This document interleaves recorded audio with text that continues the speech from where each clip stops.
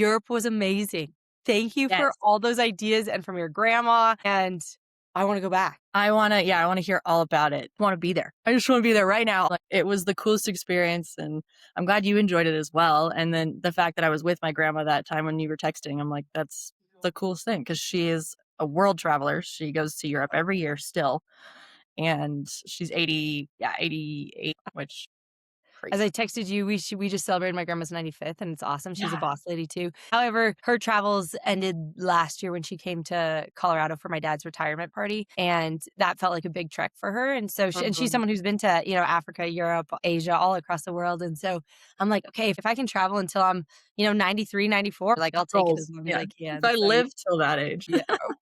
All right, I'll bring us in then. One Well listeners, thank you for joining us today. This is Ellie. She is a fantastic artist that created a piece for us we commissioned. And the fact that Nick and I agreed on a piece, he's very, what's the right word? He's so modern, and I'm country chic.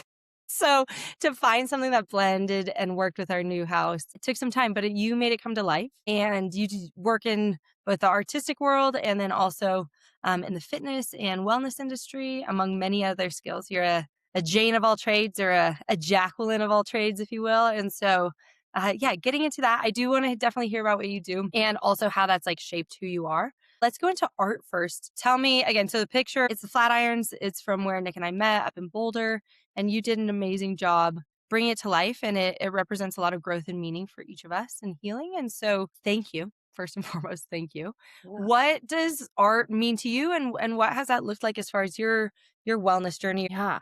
Art, it's funny, I just kinda stumbled upon it. I'm a Okay. self-taught artist. Learned it in high school, math, art classes and stuff, and it was just a fun time. I didn't really love school, so I was like, "Okay, well, I really like art class and gym class." Those are my 2 favorite things. Checks out now 15 to 20 years Yep, later. Yeah, it checks out. exactly, doing the same things. I guess the part of art is the creativity, which is something I've been exploring. It's like, what is creativity? People talk about, "Oh, you're so creative." And I'm like, "But everyone is so creative because it's just this space of what your brain depicts and then you create it." It's different for everyone. I just led a paint and sip for one of my works, and it was so cool to see every single piece transpired and how everyone's mind was different. They see the mountains differently. They see the trees different. How they do the snow was different. The colors are different. So it's just so cool because it's like everyone is creative because they have a different perception. And I think that that's a really beautiful thing.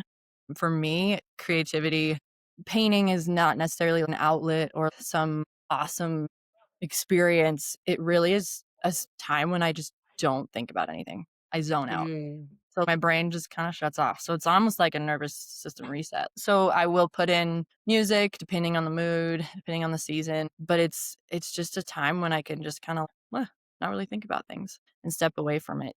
Now that does change when I have commissioned pieces because there's a little bit more pressure to make it look realistic and accurate from what I'm trying to visualize and from what somebody else is requesting. And so that's where that line crosses. And I usually usually do a lot of breaks, taking steps back, going to it. And so I usually allow a little bit more time to do those pieces and stuff. One thing is you're sharing that, you're very generous to the general public, and I will put myself in that, of like, anyone can do this. I laugh because simping and painting or whatever it may be, mine are like, is this a tree or is it a blob with some greenery? So that's generous of you. But I do hear what you're saying in the creativity of how do we get that outlet? How do we allow our brains to reset or to take such a deep dive into something that then we don't have to think of other things? And so that is very cathartic to me. And even coloring, I have two littles, as you know, but Mhm. it's come into that space of like, okay, how do I just color to forget about other things? Maybe it's escapism or maybe it's just reset. And so, yes, I would agree that we all have creativity. I'm not sure we're all as talented though as you make us sound. So, thank you for that kindness to all the listeners and myself. But I would say, and for those of you listening, and not watching it as a video, when Ellie said that she learned it in high school and is self taught, my mouth dropped, my jaw dropped because her artwork is phenomenal. It gets put up in places and it's in our house. And so to say that you're self taught, that's encouraging too, of either you got it or you don't. Right. And if you do, why not enhance it? Because what a cool thing as we rewind to high school, even where you're like, hey, I didn't feel like education was right where I wanted to be in the moment, but I needed to be there. So instead of choosing alternative things or maladaptive things, I'm gonna plug into this something that makes me come alive. And for you, that was art at the time. And now, again, fast forward 10 plus years, and you're still doing it, and in a business setting too, even. Yeah, it's been a wild journey, I will say that. Part of it too is learning to one, get out of your head, but to not get in your own way either. It's like, okay, I actually am talented. You got to step into that realm of, oh, this is a gift. This is something that I need to pursue. And because of that gift, and I want to be able to give that back to the world. But it's a hard lesson to learn to adjust from, where it's a balance of being talented and vulnerable at the same time, like being vulnerable, being, hey, this is a piece that I've created. People may not all like it. Can you go into that? Because for a lot of us, I'll go into the pod. This is episode 35. We're in it. We're committed. We Mhm. want to see wellness get to the masses. That's our hope and meaning. People Mhm. finding meaning in life rather than us just being so anxious often or so in our heads, perfectionism, different things like that. And so for Mhm. you, what like is something that you really have to think about with your artwork? Maybe it's vulnerability. Am I enough? Each, even our excellence, hold thoughts, barriers, everything inside. And so for you, what is that barrier? And also how do you move through it? Mm. Um, I have tendencies to lean towards perfectionism. It's also though a space where I'm like, this is me, take it or leave it kind of a thing. And I had to get there. Because I wouldn't necessarily want it to be like my art isn't there to please people, but it's to excite people, to bring them joy, to create a memory. And they look at a piece and this is what it brings to me. So it's individualized, and I mean, I undervalue myself a ton as an artist, and that's a big thing that artists do. And learning how to not do that, I have not figured that out. I'm still working through it, working with other artists, and that's something that not just artists, I think all people do. And being able to see yourself in a light that is humility, but in a sense, it's more meekness. So it's knowing that you are worth that, knowing that this is your value, knowing that you have this gift and you want to share it, but it's not out of sense of pride. It's out of sense of having pride for your work, yes, but it's a sense of, hey, I'm doing this for others as well. What are they going to be receiving from it? What are they getting out of it? And switching that mindset of, if they don't like it, okay, we'll pivot. But I look back and I have never had one piece that no one liked. There has been some pieces where they're not everyone's favorite, and they're some of my favorites, and that's okay. I keep those. Yeah. I don't sell. As you're saying that, I'm like, of course no one doesn't like it because I've seen your work, right? And we value work immensely. And so that's why I'm like, oh, those people, what the heck? But then I'm like, Yeah, no, no, no, that's not my business. That's not what I'm in it for. But yeah, confidence is so important and meekness. I'm glad you brought that up. I mean, you're preaching on a morning and saying, I am confident. This is where my worth comes. And yet I don't have to be the center stage. I can hold it with value and meaning.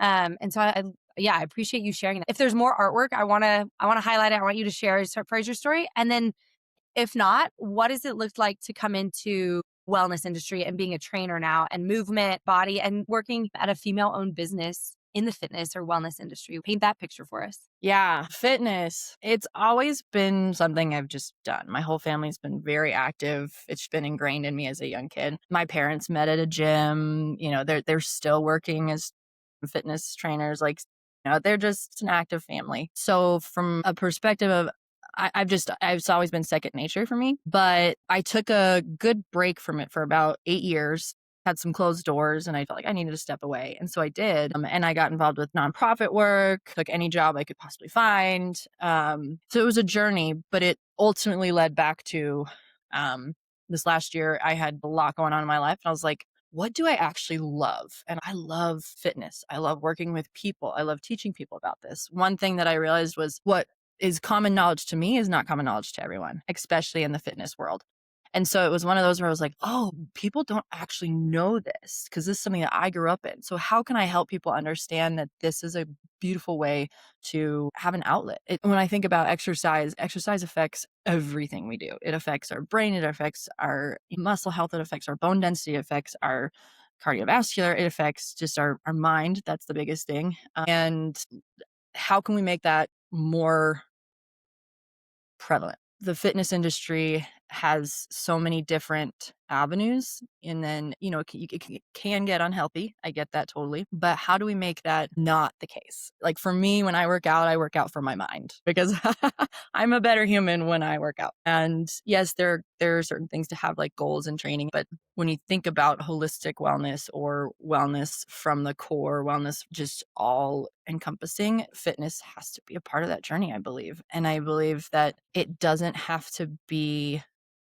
so mainstream. Part of how I train is we don't have to lift heavy. You don't have to be the best looking one in the gym. You don't have to wear the certain outfits. You don't have to be a fitness influencer. You don't have to do this. It's like, hey, what gets you out of bed? What allows you to live your Mhm. life for the longest time and the healthiest version of yourself? How can I train that? And everyone's goals are different. Everyone's body's different. Everyone's movement patterns are different. How can I, as a trainer, help you get that and receive that goal? So longevity is definitely the way that I go for training. And that's my goal. I'm, like, thinking about that because I we just talked about our grandmothers, right? And we could talk about grandfathers and other people too, Yes. but I like think about them and knowing a teeny bit about your grandmother and then picturing mine. Just so beautiful, so regal and active, right? Like, Mhm. my grandmother skied until she was in her 80s and then decided to stop, but more so than the physical activity, she lived on her own until she was 92, 93, and it was the choice of the kids, my parents and siblings to say, "Hey, let's go ahead and do independent living." So now she's in a retirement community at 95. So when you say longevity, I'm like, "Okay, come on. I have the genetics for it." So I'm like, "Okay, what can I do then to match the genetics to say, okay, is it yoga? Is it walking? Is it fitness? Is it heavy lifting?" One of the things that John, my counterpart for the pod, that we talked about is I go to 2 fitness classes on Tuesdays and Thursdays at lunch, and it's a group Mhm. fitness, so I don't even have to think. The coach teaches us or coaches us, and I'm, like, dying, right? Like, I'm getting back into it after 2 pregnancies and a hysterectomy and Mhm. just life over the last 5 years. And so I've been fluffier, we'll call it what it is. I've been fluffier, I've had less energy, and yet still loved myself through those seasons, Good. but now I'm strong again in a different way, and during the moments, I'm like, "Oh, thank goodness someone's coaching me," because if I wasn't being coached, I think I'm out. I don't wanna do the extra burpee. Who wants to do an extra burpee or any burpees? But, like, Yeah. those would be some of those things. So doing fitness classes have been so good for me to get back into my physical health, but then also, like you just talked about, my mental health is stronger and also my energy. When Mm. I see, like, the before and after pictures of people, like the transformation pictures, my transformation picture would be, like, beautiful, beautiful, or confident, confident, because I do believe that. However, energy levels, drastically different. Mindset, drastically different because the woman who was fluffier and whatnot did life still and lived a great life and carried 2 babies, those things I just said, Mhm. and also held weight for other people. And so Yeah. part of that journey though, and all those things then that are happening internally say, "Hey, I am healthier." But it does take fitness. It does take pushing myself. Yeah, that mental discipline does wonders. And getting to the gym, I always say is the hardest thing. Getting to the class. Yeah. I do the same thing with some girlfriends when we work out as trainers. We're tired of thinking, we're tired of coming up with things. It's so nice to just go to a class, have somebody tell us what to do, and then we do it. So we do that a lot. We'll trade off, okay, this week you're programming, this week you're doing that. So I do enjoy Love that. that. Yeah, and then this week the theme is decision fatigue. So thinking through that, the painting that you made for us has, I don't know, 572 trees. I don't know if you ever counted, but like thousands maybe I even. should have. That would have been really funny. So I think about that on the micro level of like how many like do I put a tree here? Do I not? Do I make it green? Do I have gold flake there? Do I right? Those details on the micro to then balancing multiple jobs to then family and friends and all the things to moving to Montana. We hold both micro and macro decisions all the Mhm. time. Decision fatigue, how does it show up in your life? And also how do you combat it? Yeah, I feel like, especially of late, just juggling all these jobs and stuff, I'm hitting that wall pretty hard. With painting though specifically, whenever I get to a piece and I'm looking at it and I have to contemplate, if I find myself contemplating for a couple minutes, I'm like step back, take a break, don't even look at it, don't think about it, go do something physical, just go outside, do some chores, I don't know, but step away, remove yourself. So with painting, I always remove myself and I may not come back to it until 3 days later or something. It's that balance of, hey, I've got to get it done, but it's also, hey, I've got to be in the right mind space to get it done. So I haven't really figured out the best way that puts me in, when I'm zoned out or zoned in to the painting. I don't really know the best way to get there. other than when I'm least stressed, when I have nothing else to do and I'm like, "Meh," which is never the case anymore. But, Yeah. that's usually when I'm like, "Oh, I can create and it's so fun." You know, if you're doing something like, if chores are the better option, that we are done. Like, we're out. Like, that's a good checkpoint where it's like, "Hey, actually, I need to switch. I need to do something else." Yeah, yeah. Yeah. And then I completely agree. But on like a grand scheme, if I think about decisions, I'm with juggling so many things and juggling schedules and juggling times and juggling, so many questions, especially in my fields where people are always asking me things and talking to people constantly. And I'm not an extrovert. I'm very, very much introverted. Okay. So in those fields, it's interesting because I get so worn out very quickly, but I know when. So some days I have to muscle through, and then I have to have at least one day to just not think. And that's one that I've really been like, okay, nope, you have to have one day a week where you don't do work. Just go do what you want to do. If you feel like doing something, go do that. If you don't work out, you're fine. But it's taken a lot of discipline to get to that place because growing up, I feel like I always had, if I wasn't being productive, if I wasn't doing something, I'm not enough. I'm not reaching that level of like, oh, I gotta do it more, gotta do this, gotta chip away at my to-do list, blah, blah, blah. But I'm realizing, recognizing I don't take that one day, or if I don't take that time to reset, I will be a monster come the very last day, and it's real, it shows. And Yeah. It makes sense, yeah, right? Like, and not that you wanna be a monster, because 'cause you're in your words, like, I would never use that in the top that's not 1,000 true. words even that I would describe you as, so but nonetheless, it's like, the more you get to know yourself saying, "Here's a way that I can retreat. Here's a Sabbath." We talk about that too, Mm, practical Sabbaths. For those who practice religious teachings, Sabbath or a rest day is very important, and yet how do we do that in 2025, 2026?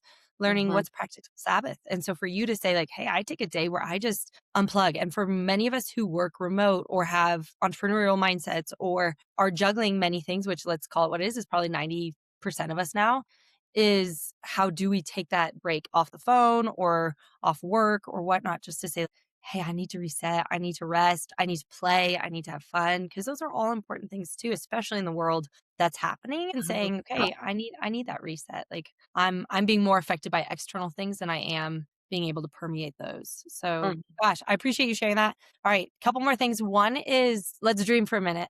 If Ellie, so going back, I met you like 15 years ago, and to see where you are now, still stud. And so 15 years from now or 5 years from now, what's a dream for you? Just name it into existence. What would that be for you?